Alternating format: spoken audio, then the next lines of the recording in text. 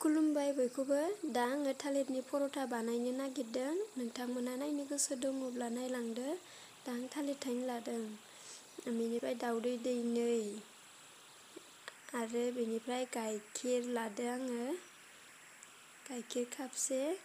दा आरो लादो आङो मैदाया बेखिनियानो। दा आरो थाव लादों आरो सिनि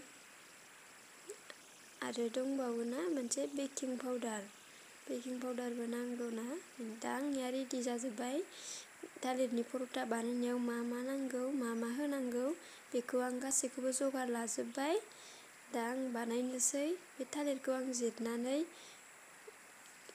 जिरनानै लानोसै। ग्राइन्डाराव देगोन आङो, मिक्स खालामगोन। नायलांबाय था नोंथांमोना आंनि भिडिअखौ जोबजासिम दानालासेनो।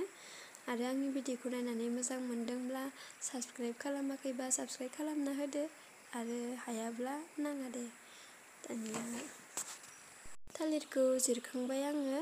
दा आं बेवहाय होबावगोन गाइखेरखौ होनांगौ। बेनिफ्राय आङो सिनिबो होगोन बेवहाय, सिनिखौ होना लाबाय।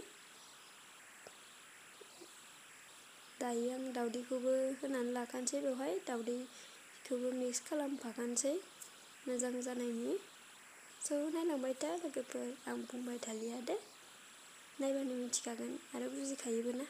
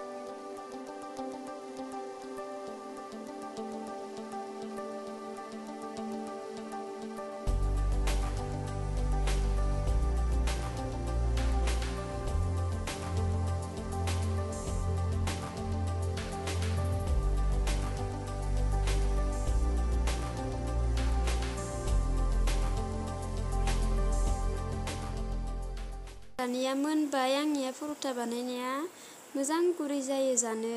नोंसोरबो जाफेराखैब्ला आरो आंनि भिडिअखौ जोबजासिम नायनायनि थाखाय थेंक इउ स' माच बाय बाय।